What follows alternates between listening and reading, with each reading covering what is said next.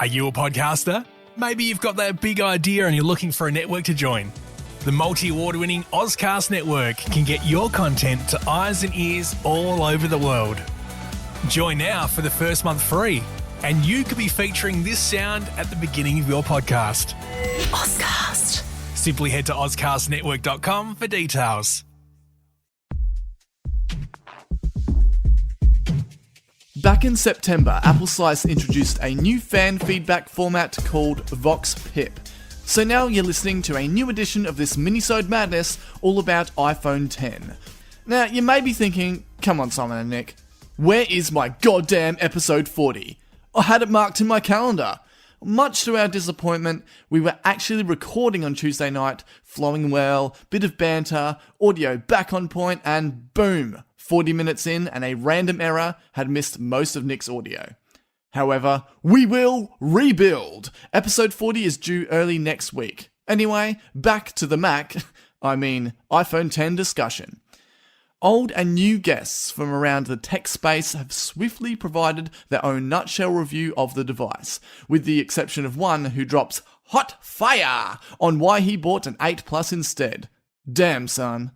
Carrying over from the pilot VOX PIP, we have UK tech blogger Xalirate and all-round Apple lifer Lance from Brisbane. New guests to Apple Slice are fellow podcasters Daniel Olivares from Melbourne's Geeks Interrupted and Lachlan Hamilton of Sydney's MacMen podcast. Cheers, guys. And just to give Apple Slice another international flavour is Nathalie de Klerk from Wiplabs in New York. More about them at the end. We also have Alasdair Leith from Sydney pop culture hub Novastream. So a great fusion of fun, focused and fiery perspectives at play. Each contribution is a solo recording, so please let us know if you prefer this format or the conversational style of the pilot VOX PIP from September. Let's kick it off with Daniel. Hi there, I'm Daniel and I'm one of the co-hosts of Geeks Interrupted, a tech news community radio show and podcast based in Melbourne. Simon and Nick from Apple Slice have kindly asked me to do a mini review on the iPhone X and get my thoughts and impressions about it. When I first checked out the iPhone, I was impressed with its size and feel in your hand. I'm normally an iPhone Plus guy and I like a bigger screen on my phones, but I do appreciate the regular iPhone normal size because it's more convenient in places like your pocket. The iPhone X is a great combination of both, a big screen, yet smaller size. Setting up Face ID was weird, but it worked well. However, I do recommend if you wear glasses, take your glasses off before setting it up. I set it up with my glasses on the first time and Face ID had a hard time working when I was in bed without glasses. You do notice the notch sometimes, but most of the time you're focused on the middle of the screen, so even when watching videos in landscape mode, the notch barely gets in the way. I'm impressed with how quickly I picked up the gestures. It's funny, I was using an iPhone 7 Plus recently and I kept swiping the screen up to close apps and I forgot I had to double press the home button to do that on older iPhone models, so I guess that's kind of proof the gestures are easy to pick up. I do have two major issues with the iPhone X. The first one is the price. I accept I'm paying the Apple fanboy tax, but it's crazy that I'm paying for a phone that costs as much as a somewhat decent laptop. I have a new iPhone every year and for just under 10 years, and this is the first time I've paid for Apple Care for one just in case. The other issue is iOS 11. This has been the most buggy major release, and it's good Apple has been quick with the updates, but it's very noticeable they've dropped the ball somewhere in the software side. I'm not sure where Apple can go after this. The iPhone X is clearly the template for the next several years, so I'll just continue improving the camera, battery, and processor speed. And you know what? Copy anything good that any Android phones are doing at the moment. So those are my thoughts on the iPhone X. You can check out my podcast, Geeks Interrupted, by visiting our website at geeksinterrupted.fm. Thanks, guys. Thanks for your input, Daniel, and especially in such a short time frame. If you stick around to the end, I will sum up all of our guests with where you can find them. Now here's a familiar voice, the legend known as Lance. Hi everyone, I'm Lance. I'm a keen Apple Slice listener, occasional podcast contributor, part-time pathology scientist, part-time medical scientist student, full-time dad, and tech gaming enthusiast. So I just picked up an iPhone X a few days ago, so I just thought I'd share my thoughts and impressions after a couple of days of use. Initial thoughts. When I first opened the iPhone X, it surprised me how much heavier it was compared to my previous phone, the iPhone 7. The extra weight is likely due to the larger size and stainless steel surround compared to the aluminium, but it definitely feels much weightier and more of a valuable object, to be honest. The screen continues to wow me each and every time I use it. Everything looks crisper and more vibrant. At first, the True Tone screen put me off, probably because the first night I used it, I was in a fairly dark room, so it took a lot of the blue out of the screen, making me feel like I'd accidentally turned night shift on. But the more I use it, the more I like it. I turned it off for a little bit, but I actually thought it looked a little bit too blue. So the True Tone definitely makes the screen quite easy on the eyes. So Face ID, the Face ID setup took less than a minute, and it's probably Face ID in general has only failed me once or twice. The only thing to get used to is the phone requiring me to focus on it in order for it to unlock, as I used to use Touch ID without looking at it.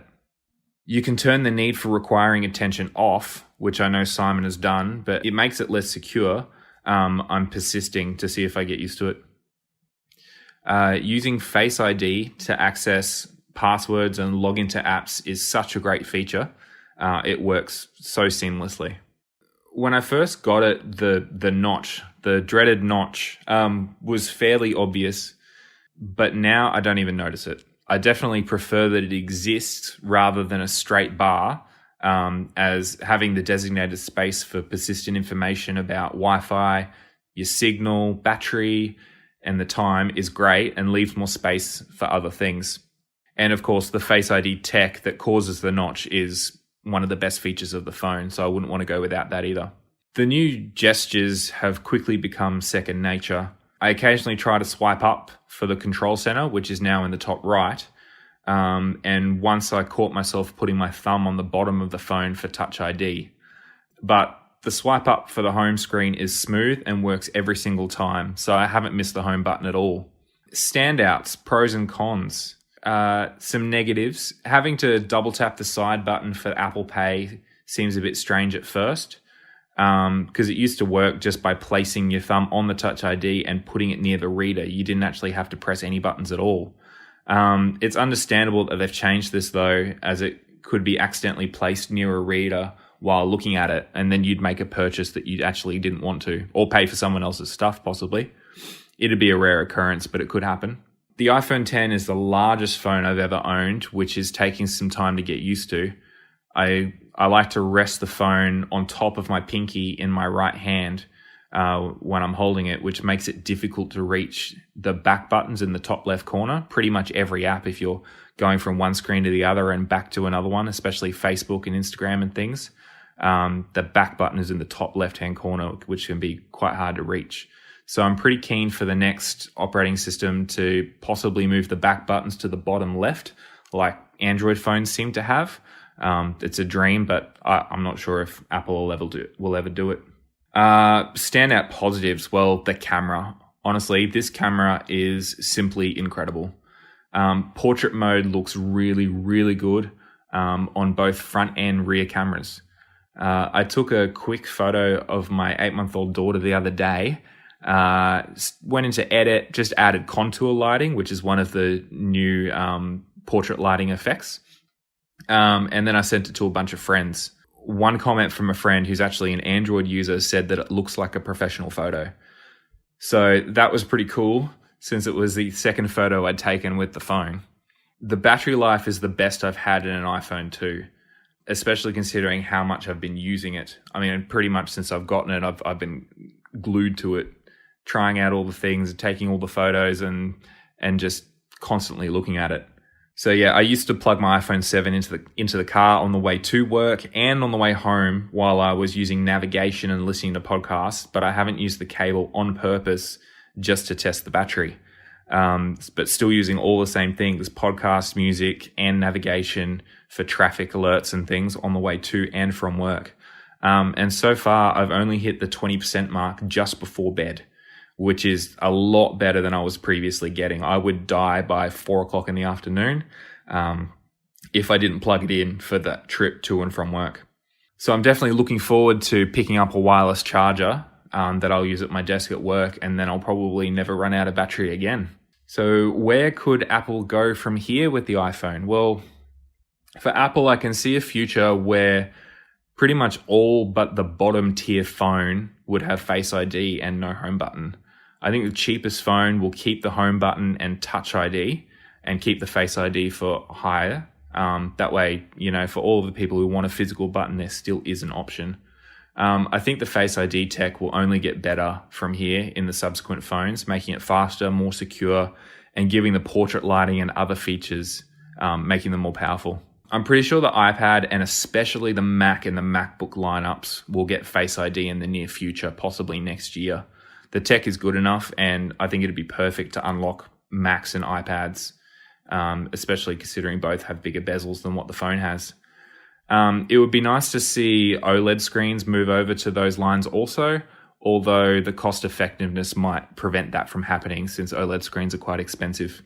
I'm excited to see the improvements that come with the next iOS release, as I think the hardware has so much more untapped potential. But that's my take on the iPhone X. Thanks for listening. Brilliant. That fresh iPhone X feel. Up next is Sadia, also known as Xalirate from the UK. With her permission, she provided audio from her very own iPhone X review video. For the purpose of the podcast, I've cut it down so you can get the full-length video, complete with footage, in the link in the show notes. So here is Xalirate. I was super stoked when I was unboxing it, and seeing it for the first time was just so awesome. I mean, it's a stunning phone.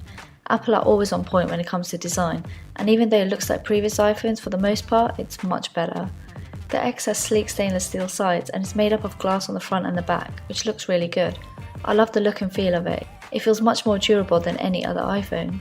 It has a 5.8-inch Super Retina display that isn't quite edge to edge. It would have been even better if there were no bezels at all, but that large display is totally appreciated. It's the first time the iPhone uses OLED technology, and it's certainly a step up.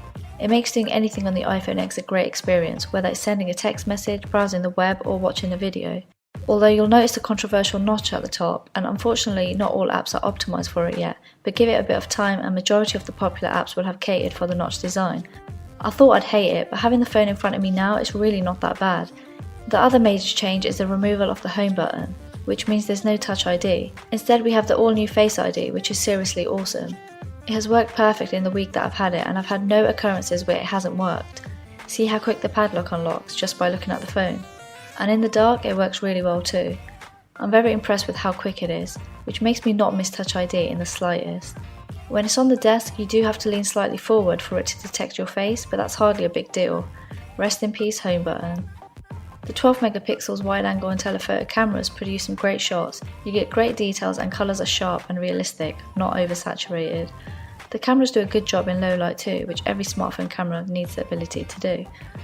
And of course there's an all new portrait lighting, which works very well. Portrait mode is just awesome for getting those nice blurred background shots. Just like the iPhone 8 and 8 Plus, the iPhone X supports wireless charging. Yeah, I've heard it before, Android smartphones have had this for years now, but what's the big deal? I think wireless charging is so overrated. I actually use my wired charger more often. I mean, it's nice that wireless charging is an option, but it's really not a necessity. The X isn't powered by a battery as big as a lot of smartphones in the market, but it can easily go a day and a half thanks to the A11 Bionic chip. It's actually rather good and definitely an improvement on the iPhone 7 and the iPhone 8. It's also water and dust resistant and has an IP67 rating. I put its water resistance to the test for 5 minutes and it worked perfect after being underwater. As for its performance, the iPhone X is fantastic. It runs extremely smooth and it's fast, so nothing to complain about here. Oh, and let's not forget an emoji. It's a fun little feature and I'm a big fan. You have 12 emojis to choose from and it can detect 50 muscle movements. It's definitely a fun way to react to things in a conversation. And that's the iPhone X, guys. I'm really happy with it and very impressed with how well Face ID works. Closing apps could be quicker, but other than that I have no issues with it. The display is just stunning and the feel of the phone is most definitely the best one yet. I've never had an issue with the performance of previous iPhones and the X is no different. It is expensive, but let's be realistic. The cost of smartphones is only going to increase. Apple just decided to get the price game rolling. Other smartphone manufacturers will soon follow. And I use my iPhone for almost everything, so when you think about how much a phone is used, the price doesn't seem so bad.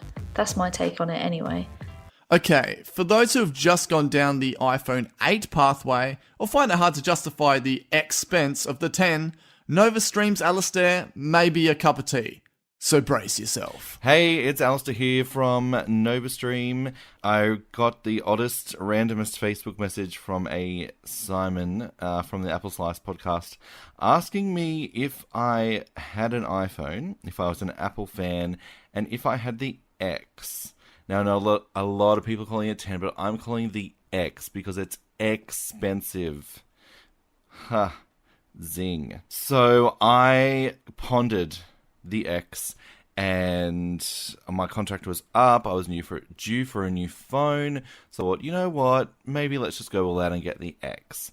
I was, first of all, delighted by the 8 Plus. I liked the wireless charging, I liked the camera, I liked the chip upgrade, so I can play Disney Magic Kingdoms and not have so much lag. And then the X came out, and everyone was like, what? And I was like, cool. I'll have the 8 Plus, thanks, and save myself an extra $800. So for me, it just wasn't enough steps forward. Like, the top dent in the screen would just irritate the hell out of me. And I know a lot of people say you don't notice it, but I do. Every video I've seen, I go, oh, that would annoy the crap out of me.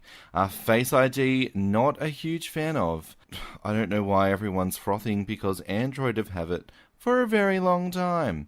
I had a Sony phone 4 years ago that had Face Unlock, and it literally went up to your face and it unlocked. There was no swiping involved, so the fact that you have to unlock your face and swipe to unlock kind of defeats the purpose, right? It has the same chip as the 8 Plus, so no real changes really. And as far as emojis, well, emojis are for illiterate morons, so the idea of an emoji just infuriates me even more. And on top of that, the ridiculously horrendous price tag that Australians have to pay for Apple products again is, I think this just takes it to beyond ridiculous. Nearly $2,000 for a very breakable phone. Especially when there's Android alternatives that are equal to or better than the iPhone X. I pondered the Pixel 2, to be honest, Pixel 2 XL, but everything I have is on Apple now, so the thought of changing made me go, oh, just get the 8 Plus on a 12-month leasing plan. At the end of the 12 months, let's see what 11 is, or 9, whatever they go with, and then make a decision to stay with Apple or make the shift to Android. So I really didn't see any positives in the iPhone X. I like the idea that they want to go full screen, but they need to fix that camera problem. Everyone else can. Why can't you? It just seems stupid. Anyway, thanks for inviting me on. iPhone 8 Plus all the way. Ooh, damn. Thanks for that, Alasdair, but I can't say I agree. We like to cover multiple viewpoints here in Apple Slice, so I certainly appreciate the podcast support, man. Repping the US is Nathalie from Work in Progress Labs, or commonly Wiplabs. Hi, my name's Nathalie, calling from Wiplabs, just to give a little bit of insights on what I think on the iPhone 10. So when I first got the iPhone 10, I have to say I wasn't hugely excited about it. I was very happy with my iPhone 7 Plus, and I just didn't really think I needed to upgrade. But because of the business and everything, I was like, okay, yes, of course, I will upgrade. And yeah, I think that maybe that biased attitude maybe also had something to do with how I first experienced the phone. Because when I first took it out of the box and everything, I was like, okay, yeah, this is great. But I wasn't giving it a full, I wasn't excited about the animojis. I wasn't excited about the screen notch at the top. I don't like that. A couple of design features. I really liked my big screen on the iPhone 7 Plus, so I didn't really like the idea of getting a smaller screen. But in any case, opened it up, synced it with my other phone, and it was great. That was a very smooth, flawless experience, and I appreciated that. Then, let's see, the Face ID setup was funny to do. Standard buyers were having a good laugh at that. It also, for me in the beginning, the first, let's say, 24 hours, the Face ID didn't work so well. It wasn't recognizing me with glasses on, or if I was in different angles late at night. So it was a little bit irritating to begin with. And I thought, oh, this is terrible. It's not working. It's not working. But also something funny is when you'd have to, if you had the phone on the table, which we're used to before, you just stick your finger on it, you open it, and here there's no option for that. If you have the phone on the table, you literally have to hover your face over it, which amuses many people standing by, but is kind of annoying. So that's something that we had to get used to. But after a few days, the Face ID worked out great. It learned, obviously, and it was recognizing me with glasses on in different angles from far away in the dark. And I was impressed with that because there was a very obvious learning curve from them, or from the Face ID. Then let's see, the new gestures. I had an easy time getting used to the swiping. It took me 24 hours or so to get used to it, because then I went back to my iPhone 7 Plus and realized that I had already been used to swiping around. Changing from screen to screen is really nice. I really like that you can close all the tabs very, very quickly. Close all the tabs. That makes me feel good. So I like those features a lot. I really like the camera. I think the camera is again one notch better than what it was before, which was already great. I've been using the portrait mode and all the other features quite a bit. That's been fun. The camera's great. I also, let's see. One thing I don't particularly like is there's the strange blue tint on the side of the screen. If you turn it certain ways, that kind of irritates me. I don't know what that's about. The small screen and the notch at the top, which sort of annoyed me, what I thought would annoy me, actually, I really like now. So I see how they went there. It just takes that extra space and uses it, which just feels good. And then you have the screen is the entire phone. I appreciate that. So I really, really like it. It doesn't bother me anymore at all. It's flawless. The screen quality and the picture's so amazing. You don't really notice it. You just feel like you get extra instead of a notch in the way. The wireless charging, I haven't really used. I have a wireless charging pad, but I don't really use it. Mainly, I think, because I charge near when I'm sitting at my desk, and like I said, it's annoying to hover your face over. So if you're trying to charge and you need the phone accessible, then it's not great to use the wireless charging. So that's one thing that I haven't really appreciated yet. I think I hope maybe in the future that we'll be able to use it better, but I'm not sure. I have to say, one of our products, the Slope, before it was convenient, but now with Face ID, it's the best. It just doesn't work otherwise for me. So something that used to be sort of like a fun gadget now is like a necessity for me. It's just a microsuction pad that you put the iPhone on. It just sticks really easily, and it's just really flawless. So shameless plug there, but it really, really does make a difference for my new usage for the iPhone 10. Overall, I just think the phone is cleaner. It's the movements are swift and nice, and Face ID becomes just effortless, which is so nice. Just opening any app that you need to log into before, just not having to move your finger down. It's a small thing, but it just feels nice. And each time it happens, it's like, that's nice. So it's interesting, I think, to see a product coming from Apple that actually gives you that again. Another one was the AirPods, which were also, they worked, they were effortless, they were very, quote-unquote, magical in the way that they connected all the time. They knew when they were in your ears, and I'm really happy to see that Apple can create products like that again. So, again, this is Nathalie de Klerk. Please let me know if you have any other questions. I'd be happy to answer them for you. Bye-bye. Wow, a real good becomes great hands-on experience. And to cap this off is Lachlan. Can I call you Lockie? Well, hi, Simon and Nick. My name is Lachlan Hamilton. Thank you so much for having me on your podcast, Apple Slice. I host a podcast called MacMen with my co-host, Rob DiMarzo, and we also talk about lots of things Apple and technology centered around Australia as well. It's great to have this community of Australian technology podcasts. And once again, thank you so much for having me on Apple Slice.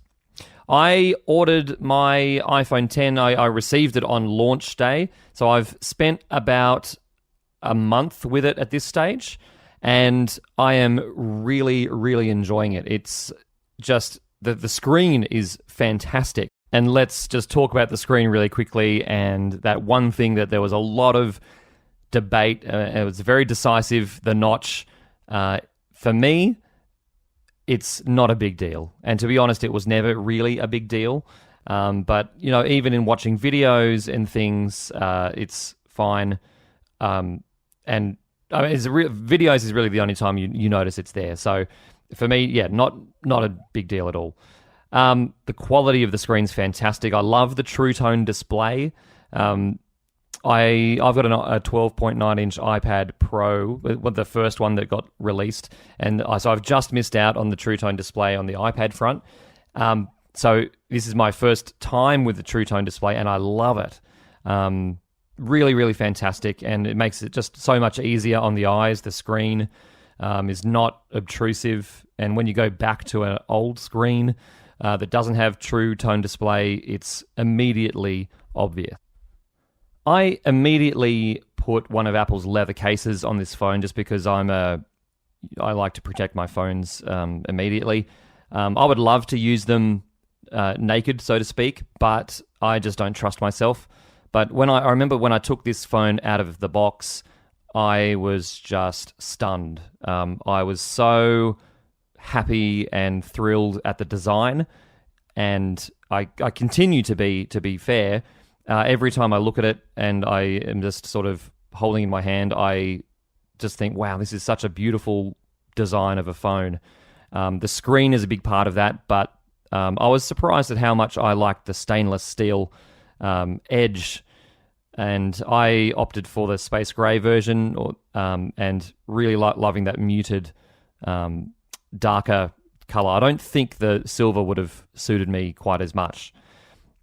The photos and videos are fantastic on this thing. I really enjoy the fact that it's got that dual image stabilization on both lenses.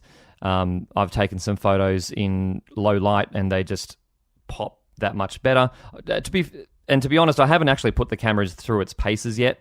I would really love to do some testing more with that, especially with the flash being the slow sync, I believe that is, and just seeing what that looks like in low light.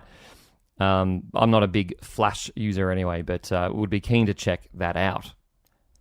But look, overall, I can't sing this thing's praises enough. The thing is a beast. It's so fast. We know that it outperforms some lower-end MacBook Airs and things like that.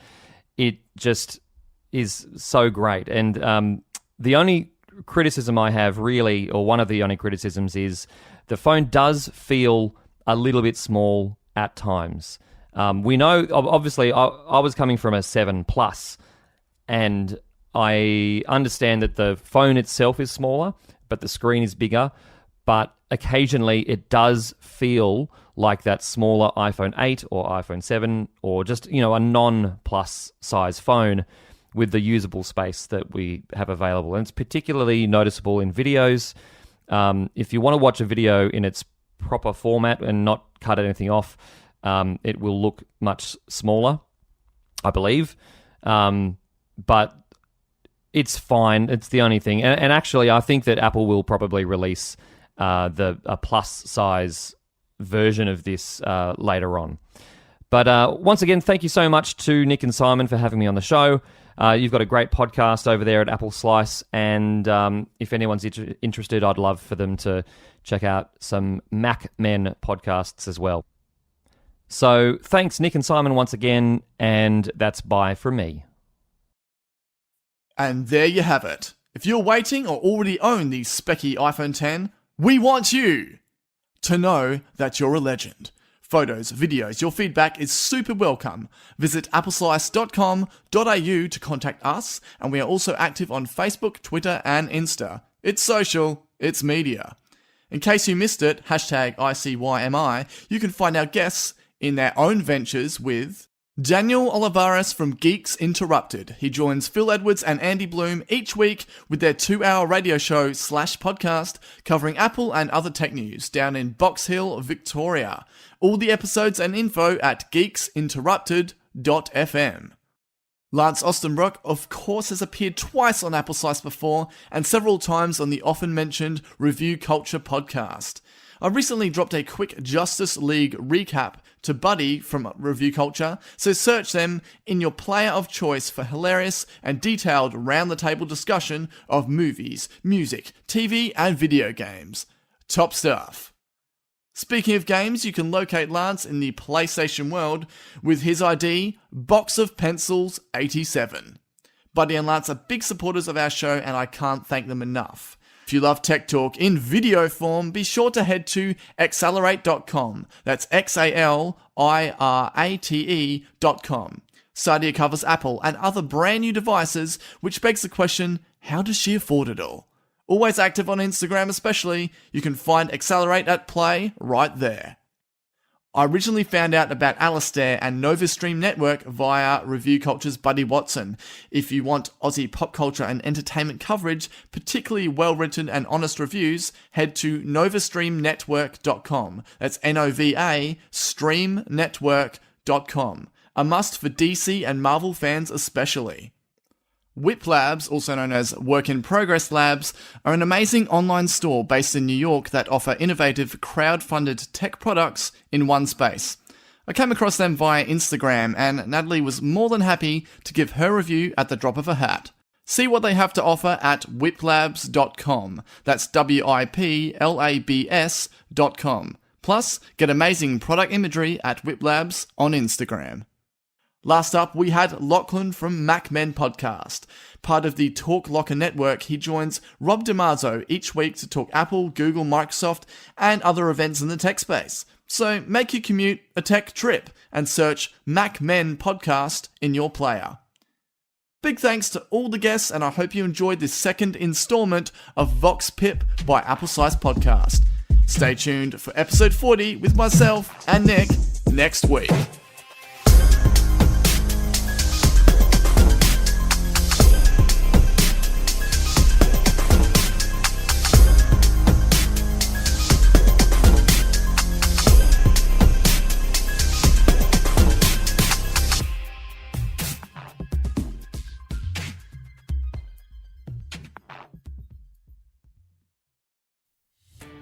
Are you a podcaster? Maybe you've got that big idea and you're looking for a network to join.